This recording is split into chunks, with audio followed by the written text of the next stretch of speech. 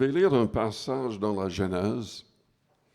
Je vous invite à vous lever pour la lecture de la parole. C'est au chapitre 39. C'est une partie dans l'histoire de Daniel, ou de Joseph plutôt. Vous connaissez sans doute l'histoire de Daniel. C'est un homme dès sa jeunesse rempli de l'esprit, qui recevait des visions de la part de Dieu.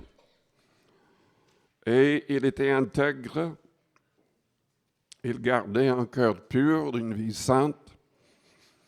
Et bien qu'il passe par toutes sortes d'épreuves, Dieu le protège, l'élève et se sert de lui pour sauver un très grand nombre de personnes de famine.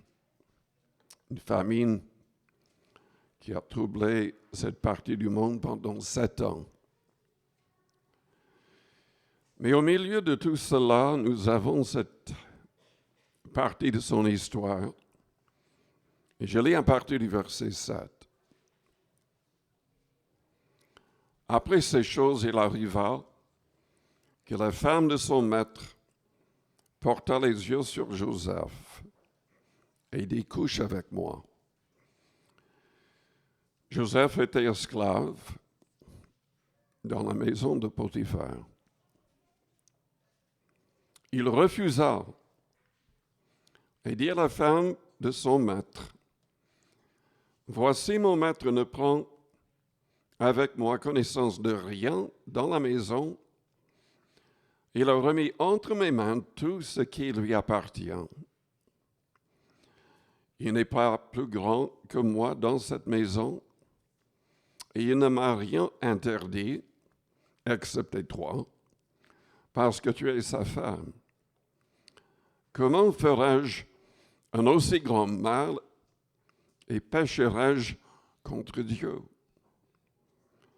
Quoiqu'elle parlât tous les jours à Joseph, il refusa de coucher auprès d'elle, d'être avec elle. Un jour, il était entré dans la maison pour faire son ouvrage, et qu'il n'y avait là aucun des gens de la maison. Elle le saisit par son vêtement, en disant, couche avec moi. Il lui laissa son vêtement dans la main et s'enfuit au dehors. Vous connaissez la fin de l'histoire. Elle a menti, disant qu'il avait essayé de la violer. Il s'est trouvé en prison pendant un temps, mais Dieu qui est fidèle l'a fait sortir et l'a élevé pour qu'il soit juste en dessous du pharaon dans le royaume. Prions le Seigneur avant d'aller plus loin. Père céleste, nous te louons, nous te bénissons. Nous te demandons de nous aider à te plaire en toutes choses. Que nous ne soyons pas esclaves du péché. Que nous ne soyons pas esclaves de tout ce qui est malhonnête, de tout ce qui n'est pas de toi. Purifie nos cœurs, purifie nos vies. Et Seigneur, que nous puissions ne rien avoir dans nos cœurs qui pourrait être un obstacle. Car tu veux agir en nous, au travers de nous, pour le salut des âmes. Seigneur, agis dans ton Église, dans toutes les églises dans le monde, pour que ton peuple te glorifie en toutes choses. Au nom de Jésus-Christ. Amen. Vous pouvez vous asseoir.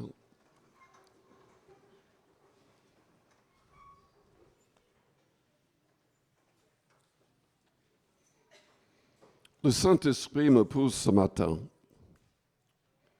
à parler de quelque chose de très important.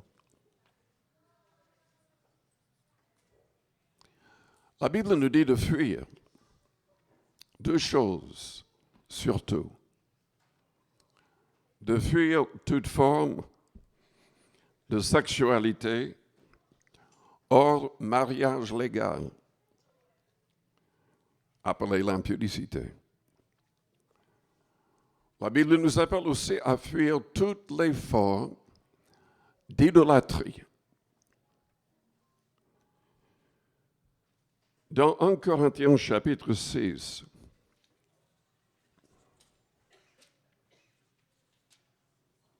au verset 9,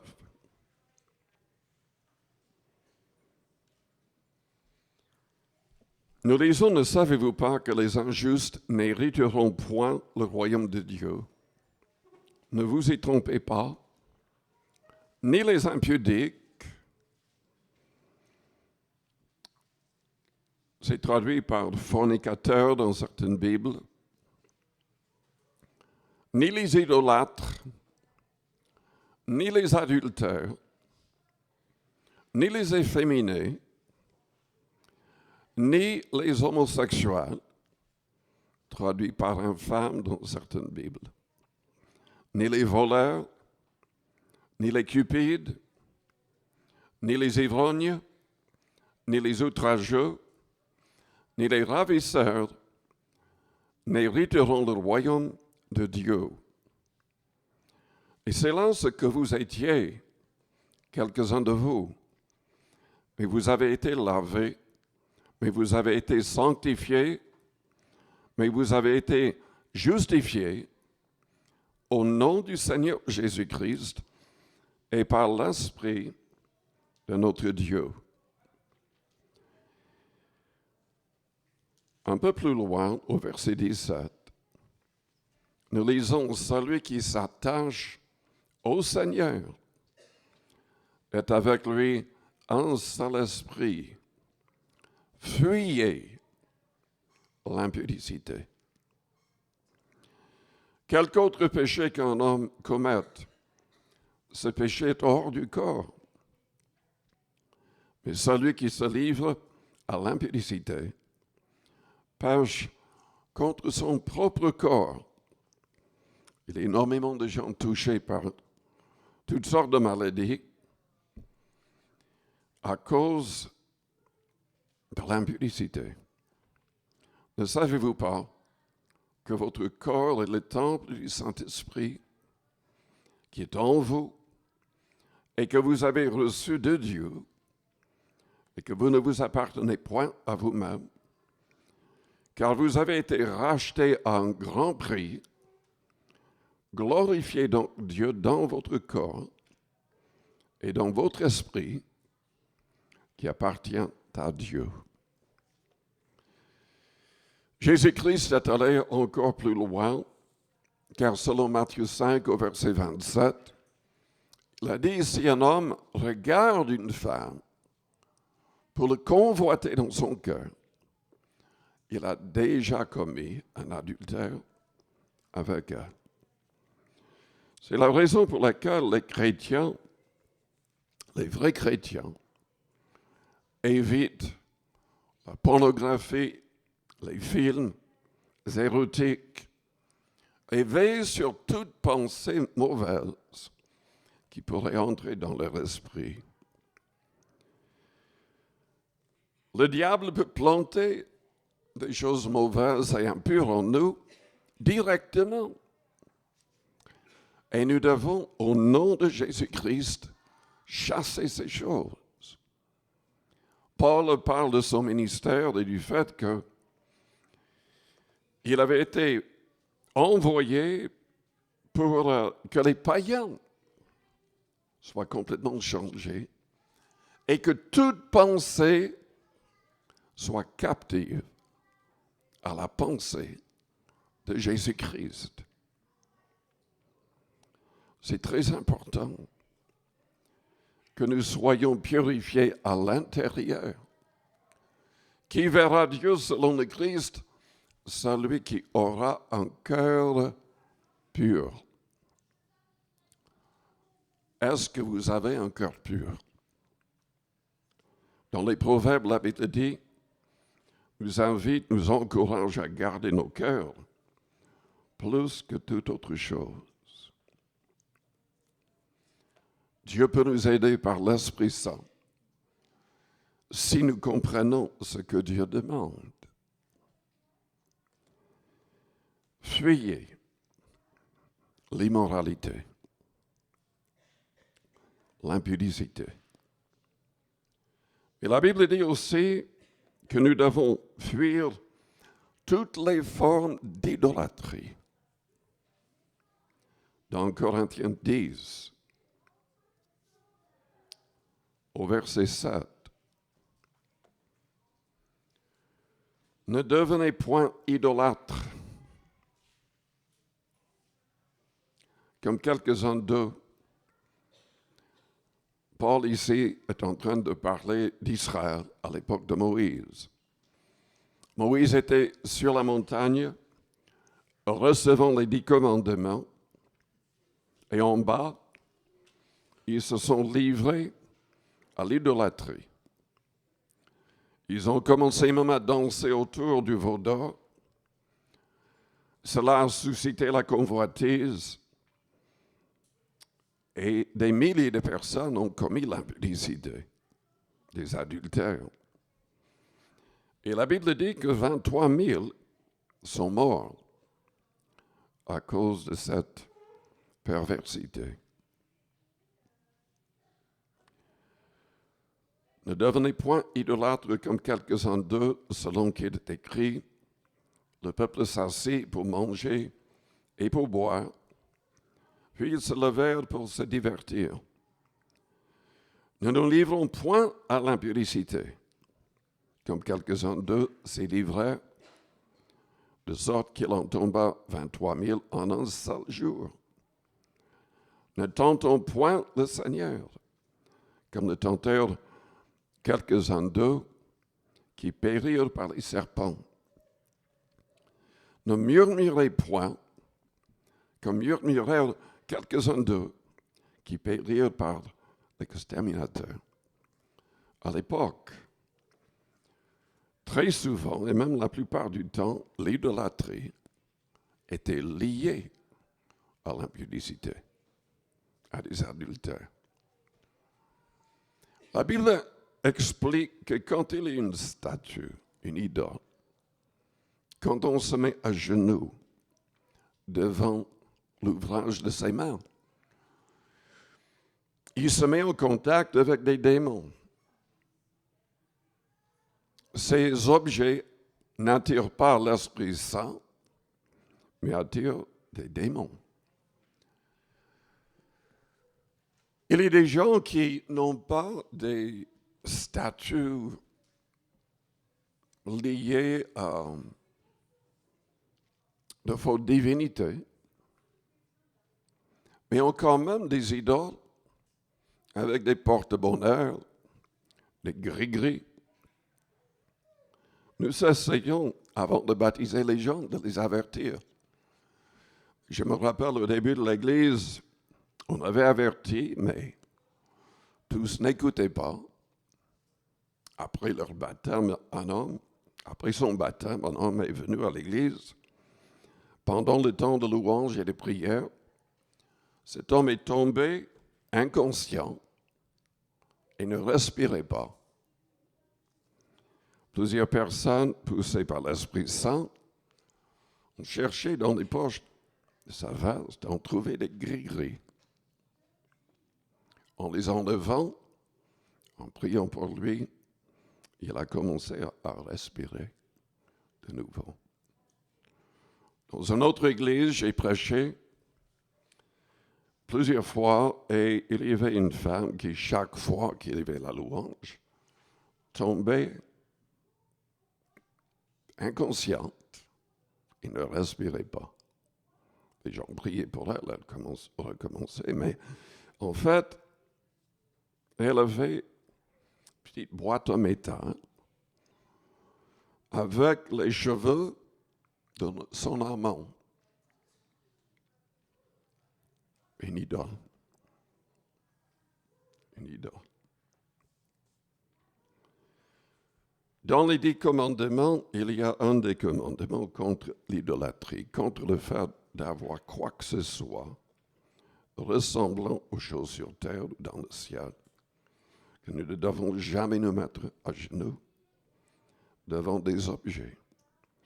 Israël est tombé de nombreuses fois à cause d'idolâtrie. Tout au long de l'Ancien Testament, Dieu prend position contre cela. Dans le Nouveau Testament, les apôtres sont très clairs qu'aucun idolâtre n'a la vie éternelle.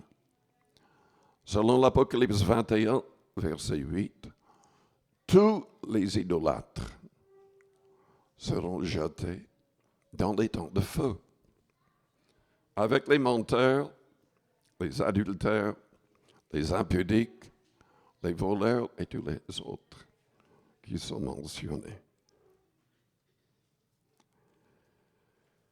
Dans Michée chapitre 5 au verset 12, Dieu dit, « J'exterminerai, il parlait à Israël, j'exterminerai du milieu de toi tes idoles et tes statues, et tu ne te prosterneras plus devant l'ouvrage de tes mains. » Si vous avez de tels objets chez vous, il faut les détruire.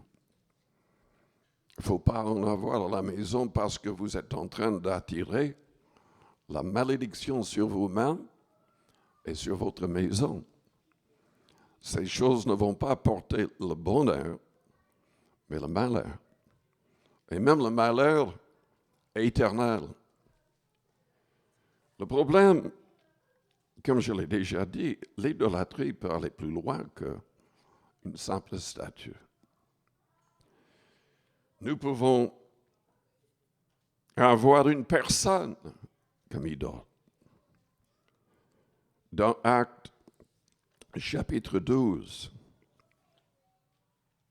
et au verset 22, je vais lire même à partir du verset 20.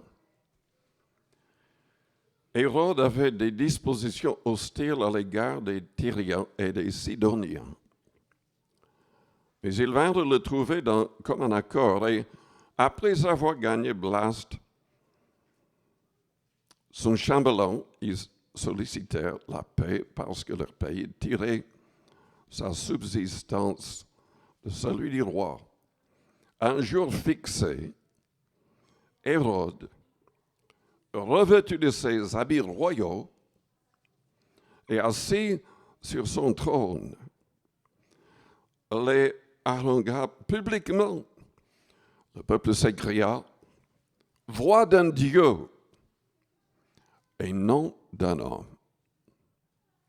Au même instant, un ange du Seigneur le frappa parce qu'il n'avait pas donné gloire à Dieu. Il expira, rongé des vers.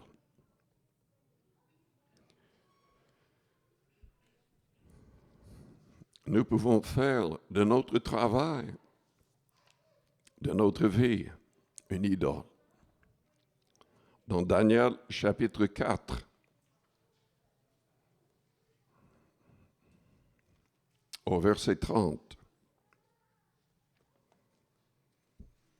le roi prit la parole et dit, « N'est-ce pas ici Babylone la grande que j'ai bâtie comme résidence royale par la puissance de ma force et pour la gloire de ma magnificence? » La parole était encore dans la bouche du roi qu'une voix descendit du ciel.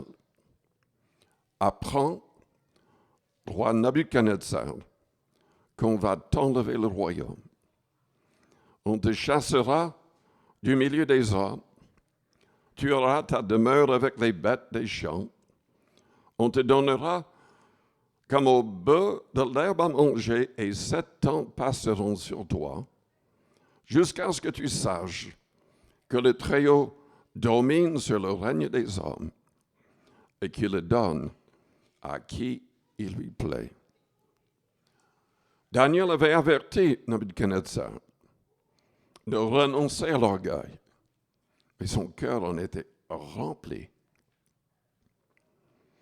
Quand il a prononcé ces mots, il a été jugé pendant 7 années.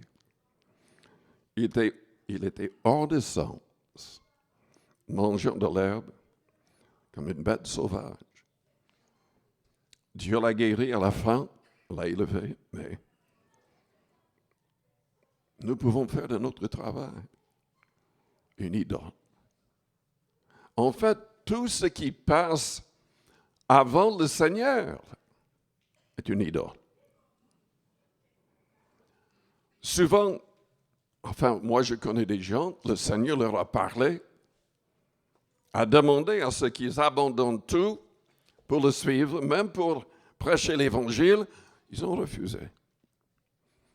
Ils ne voulaient pas abandonner leur travail, leur argent, leur vie pour accomplir la volonté du Seigneur. Cette forme d'idolâtrie mène aussi à l'enfer. Quand on accepte Jésus-Christ, nous ne l'acceptons pas uniquement comme sauveur, mais nous devons l'accepter comme Seigneur, comme le maître de chaque détail de sa vie. D'autres personnes ont l'argent comme Dieu, comme idole. Dans Matthieu chapitre 6,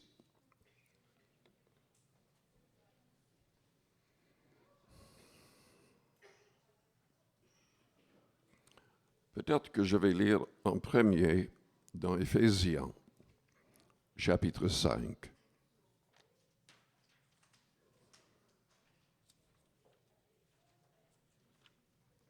Et après Matthieu 6.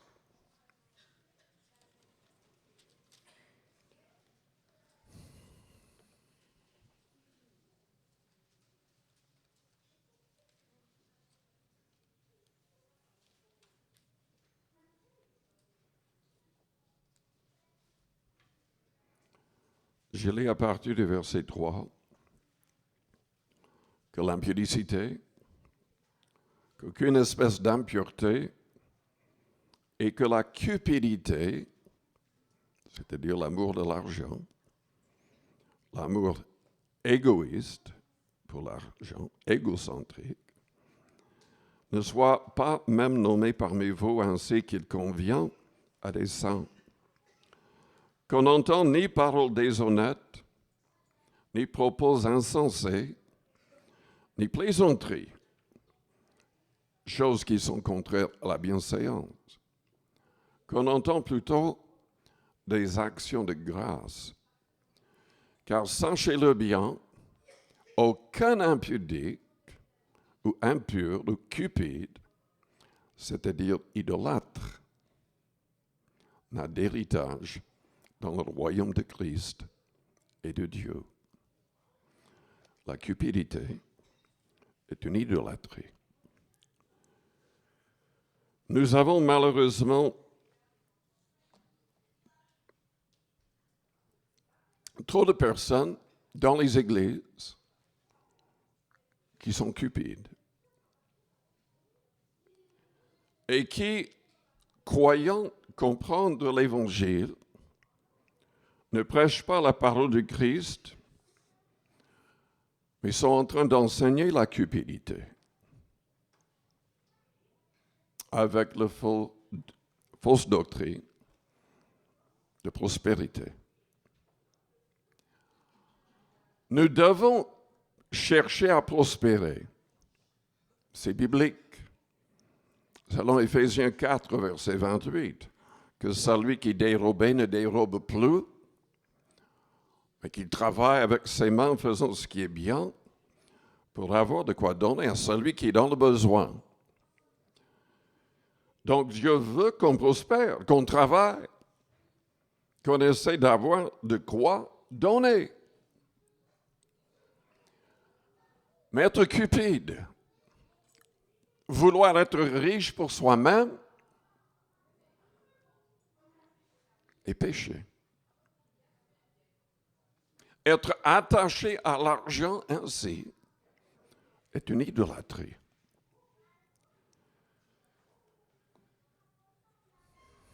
Dieu désire que notre argent serve à quelque chose.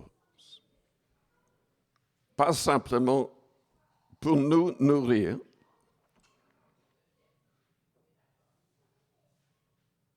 mais que notre argent serve vraiment à quelque chose. Vous connaissez tous sans doute la parabole des talents. Et beaucoup de gens ne comprennent pas la parabole. C'est enseigné mal en général.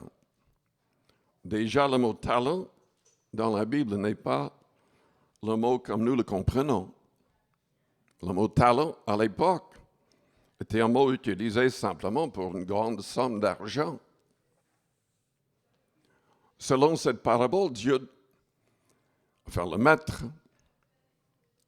donnait des sommes d'argent à 3 personnes, 5 talents, 2, 1, selon leur capacité.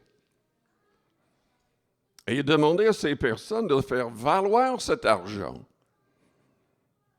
c'est-à-dire de prospérer, en l'utilisant correctement, en l'investissant, etc. En revenant, le maître a trouvé que la première personne avait doublé le nombre de talents. Deuxième personne a fait la même chose, mais la troisième personne n'a rien fait. Il a simplement caché le talent. Il n'a même eu le bon sens de le mettre au banquier pour toucher des intérêts. Et il a fait la remarque qu'il avait peur du maître. Le maître l'a appelé un méchant serviteur, un paresseux, et il était livré au bourreau.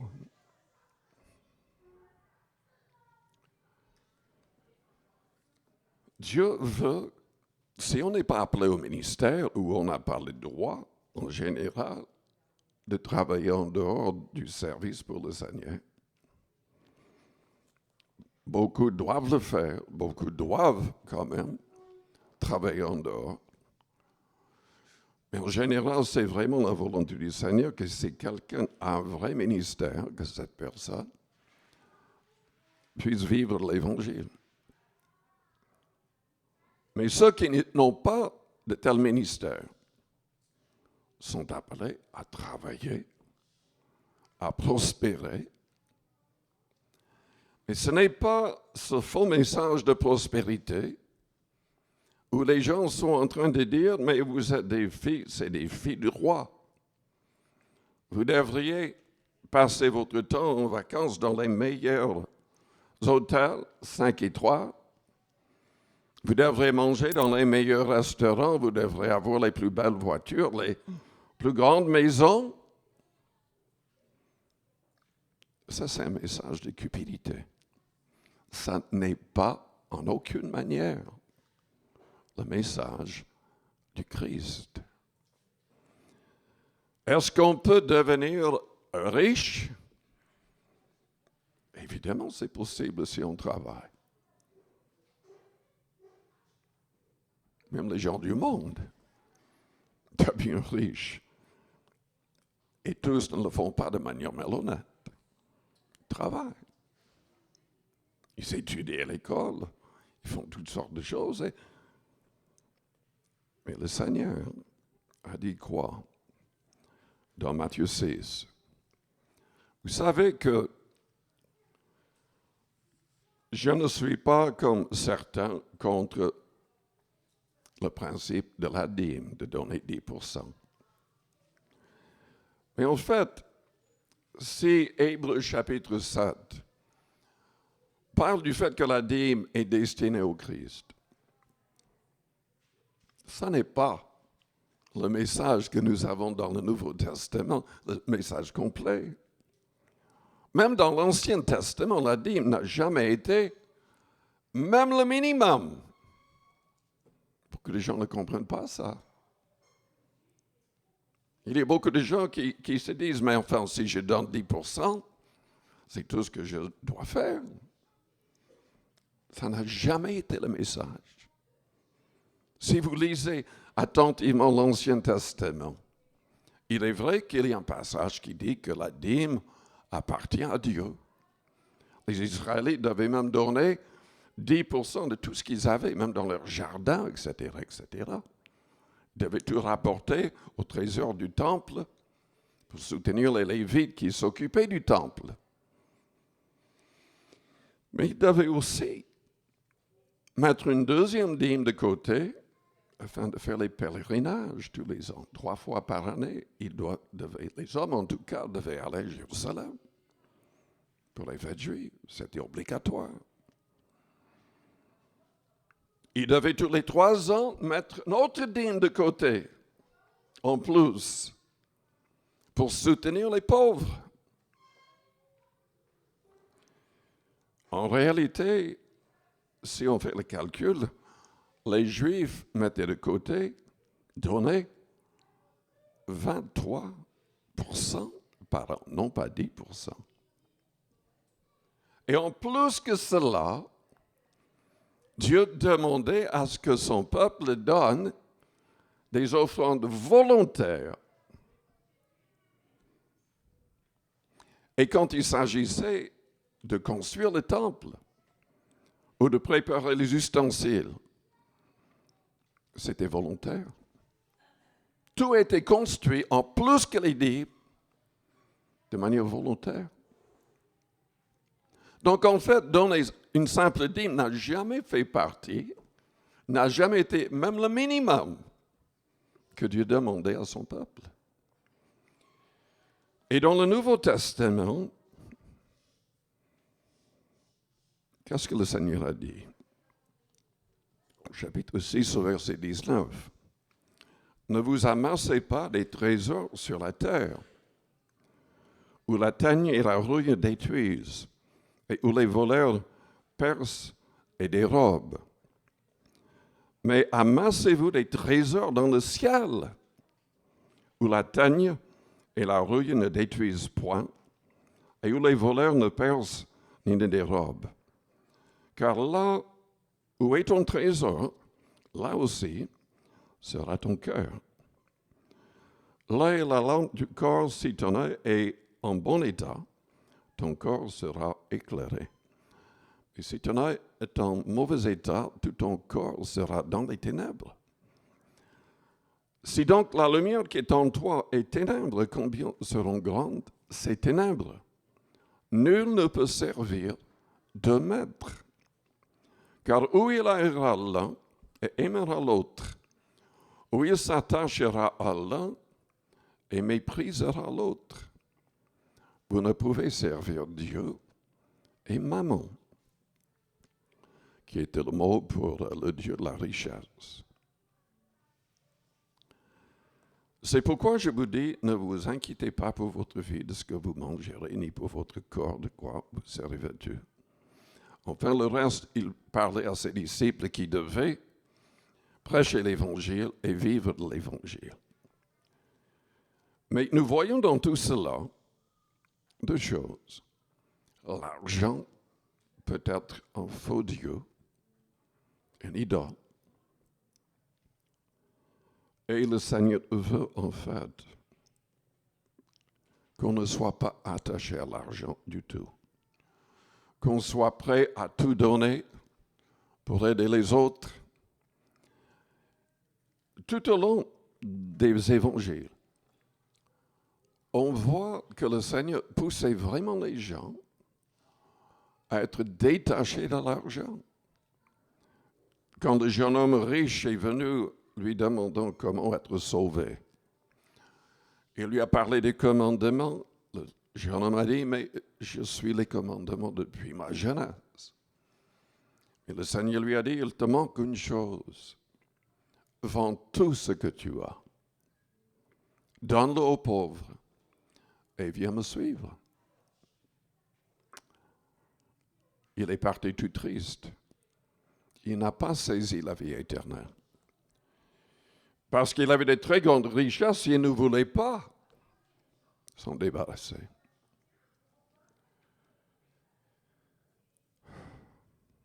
Jésus a parlé très souvent de l'argent parce qu'il s'agit d'une idole. Qu'est-ce que le Seigneur veut qu'on fasse avec notre argent? Il veut surtout que les gens qui ont les vrais ministères, qui sont en train de gagner des âmes, qui sont en train de commencer des églises partout dans le monde, pour que tous entendent le message, que ces gens soient soutenus. Mais il veut en plus qu'on aide les gens qui sont vraiment en détresse. Jacques en a parlé aussi au chapitre 1er. La religion pure et sans tache devant Dieu, c'est de se garder de toute impureté, mais aussi de s'occuper des veuves et des orphelins.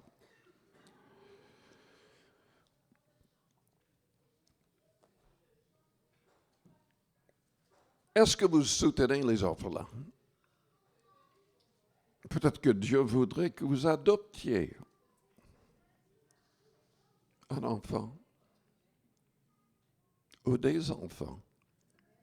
Est-ce que vous avez jamais pensé à cela? Est-ce que vous envoyez de l'argent pour aider des orphelinats? Est-ce que vous êtes au courant de veuves chrétiennes qui sont en détresse? Est-ce que vous avez pensé à les aider? Anonymement, peut-être. Dans Luc, chapitre 11,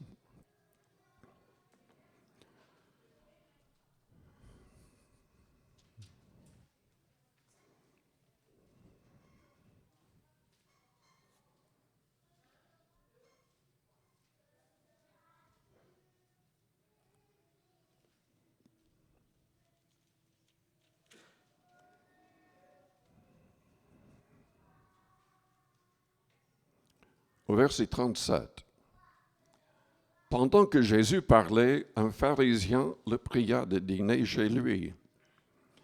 Il entra et se mit à table. Le pharisien vit avec étonnement qu'il ne s'était pas lavé avant le repas. Mais le Seigneur lui dit, « Vous, pharisiens, vous nettoyez le dehors, la coupe et du plat, et à l'intérieur vous êtes pleins de rapine et de méchanceté. » De nouveau, on voit combien Dieu veut que nos cœurs soient purs. On peut avoir une belle apparence, mais c'est au niveau de nos pensées, c'est au niveau de nos imaginations que nous devons être purifiés aussi. Insensé, celui qui a fait le dehors n'a-t-il pas fait aussi le dedans? Donnez plutôt en au monde ce qui est dedans, et voici toutes choses seront pures pour vous. Mais malheur à vous, pharisiens, parce que vous payez la dîme de la menthe, de la rude et de toutes les herbes, et que vous négligez la justice et l'amour de Dieu. C'est là ce qu'il fallait pratiquer sans omettre les autres choses. Jésus ne parlait pas contre le principe de la dîme, mais il a dit sans omettre les autres choses, mais il négligeait la justice et l'amour de Dieu. C'est quoi négliger la justice? Dans Matthieu 5,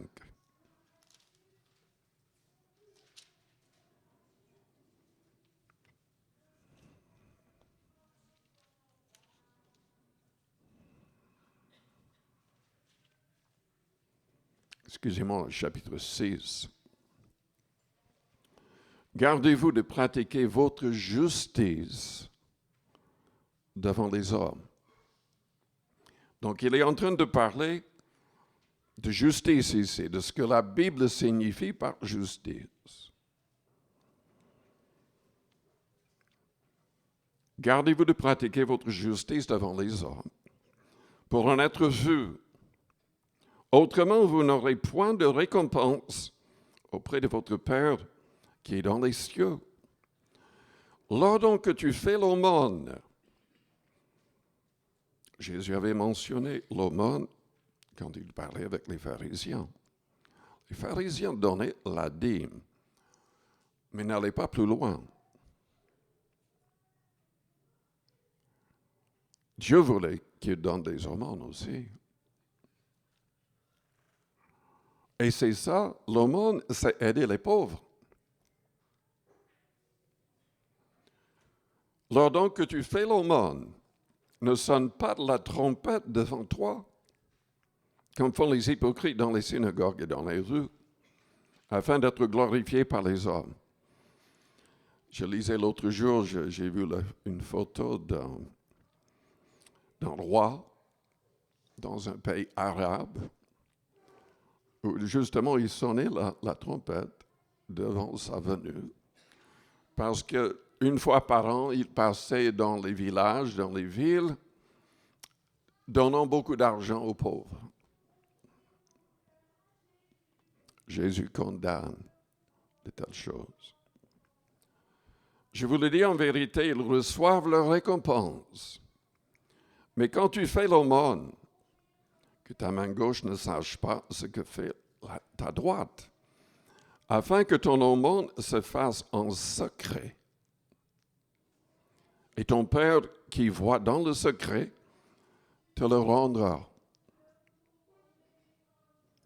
Donc, ce qui fait partie de la justice que nous ne devons pas négliger, c'est donner aux pauvres, aux gens qui sont véritablement en détresse.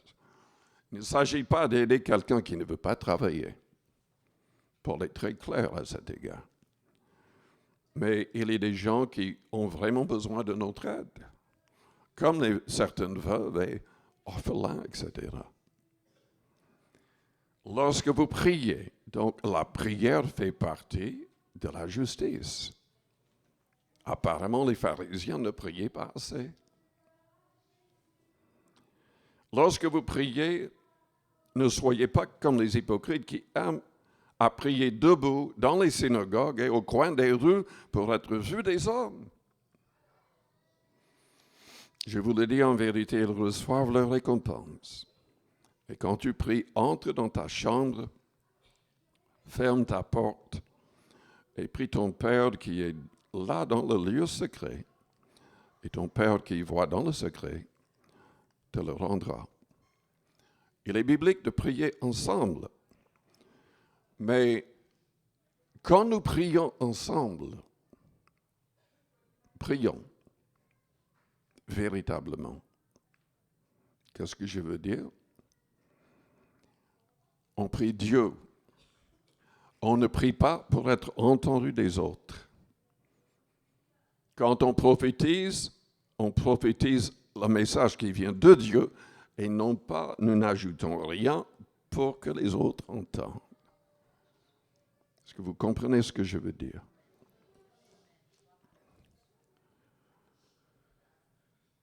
Quand tu pries, entre dans ta chambre, ferme ta porte et prie ton Père qui est dans le lieu secret et ton Père qui voit dans le secret te le rendra. Donc, ne prions pas trop quand on est ensemble. Prions de manière précise, n'essayons pas d'être éloquents, d'épater tout le monde, que les prières viennent de nos cœurs et qu'on soit bref et précis et qu'on prie avec foi. Si vous voulez que Dieu vous bénisse, passez plus de temps en prière, en secret. Il s'agit de comment pratiquer la justice ici.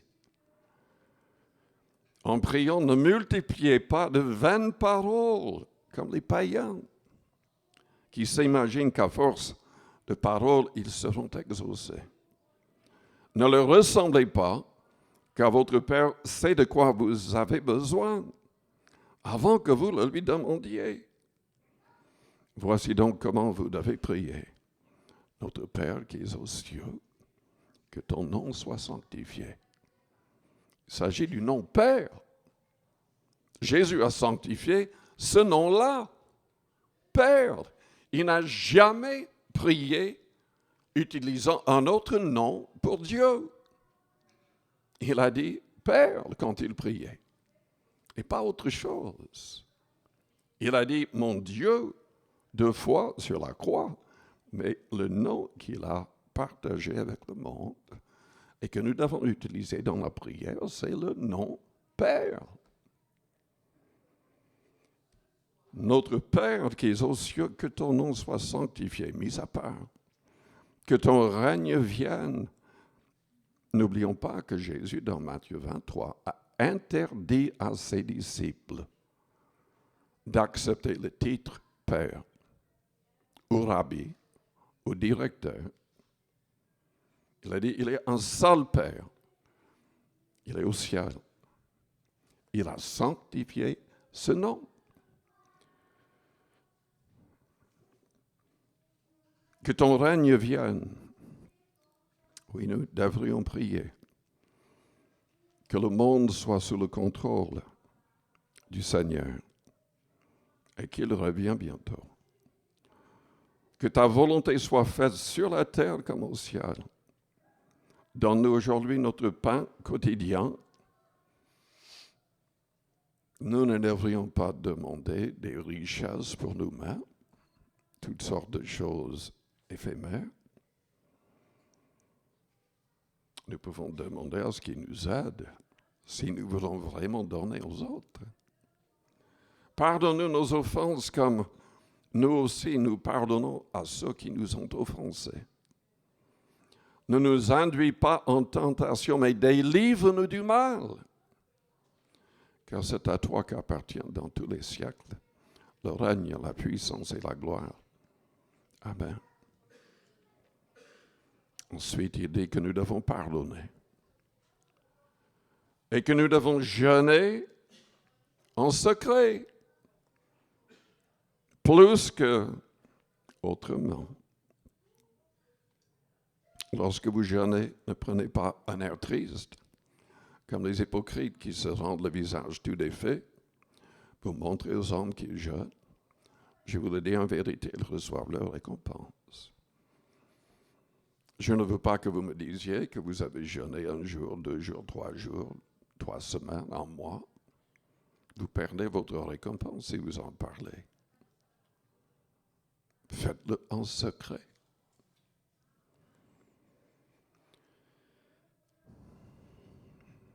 Quand tu jeûnes, parfume ta tête, lave ton visage afin de ne pas montrer aux hommes que tu jeûnes, mais à ton Père qui est là dans le lieu secret. Et ton Père qui voit dans le secret te le rendra. Et ensuite, il y a le passage que nous avons déjà lu, le fait de donner.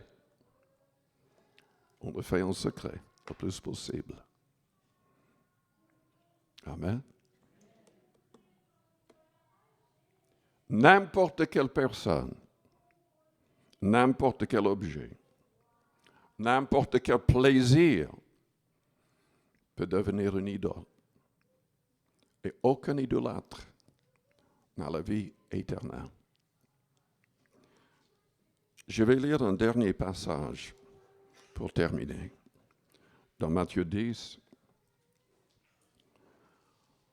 absolument tout ce que nous plaçons avant le Seigneur, ou toute personne qu'on place avant le Seigneur, tout ce qu'on peut aimer plus que le Seigneur, peut nous empêcher d'être sauvés. C'est une idolâtrie. Dans Actes ou dans Matthieu 10, au verset 37, celui qui aime son père ou sa mère plus que moi n'est pas digne de moi.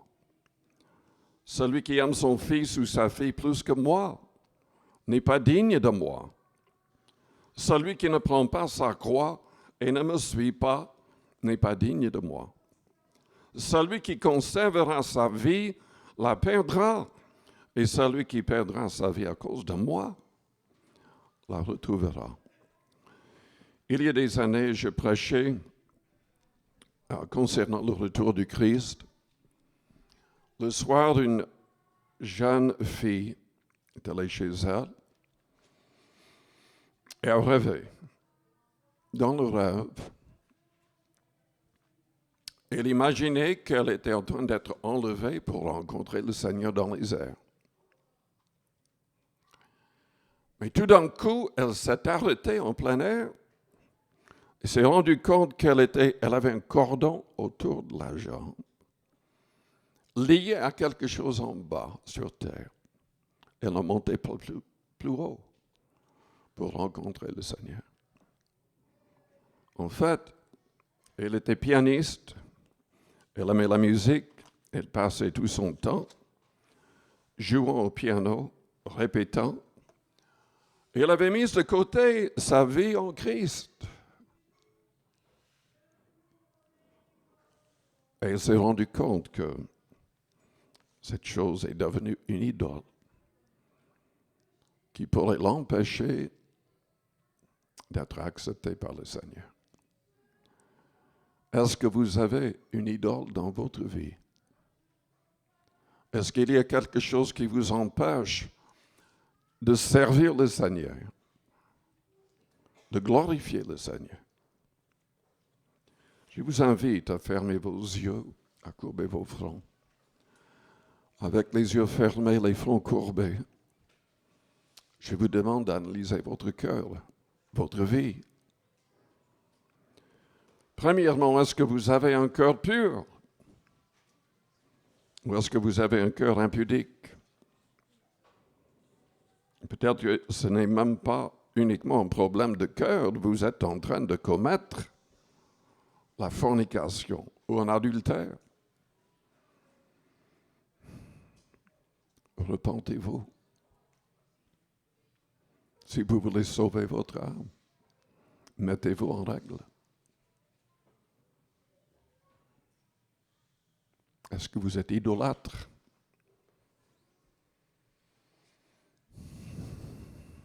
Nous devons renoncer à l'idolâtrie dans toutes ses formes.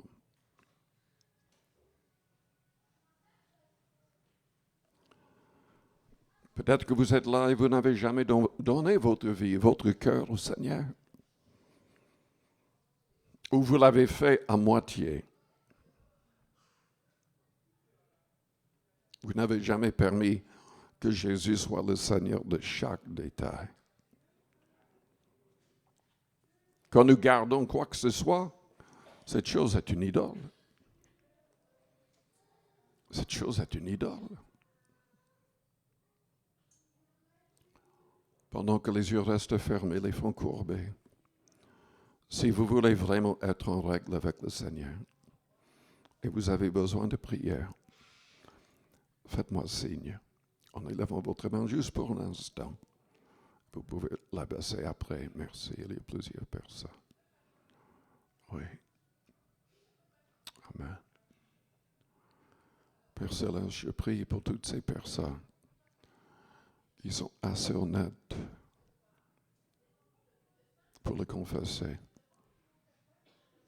et qui veulent que ça change. Père, au nom de Jésus-Christ, que toutes ces personnes soient délivrées du mal, soient délivrées de l'idolâtrie, de l'impureté, de l'impudicité. Seigneur, aide-nous tous, car nous devons décider, nous devons choisir chaque jour de garder nos cœurs et nos vies en toi. Remplis-nous de ton Esprit Saint. Aide-nous à te plaire en toutes choses. Au nom de Jésus. Aide-nous, Père, à pouvoir prospérer, afin de pouvoir aider à l'évangélisation du monde. Aide-nous à prospérer afin de pouvoir aider les veuves, les orphelins, les gens en détresse. Donne-nous cette capacité et la force de travailler bien pour la gloire de ton nom.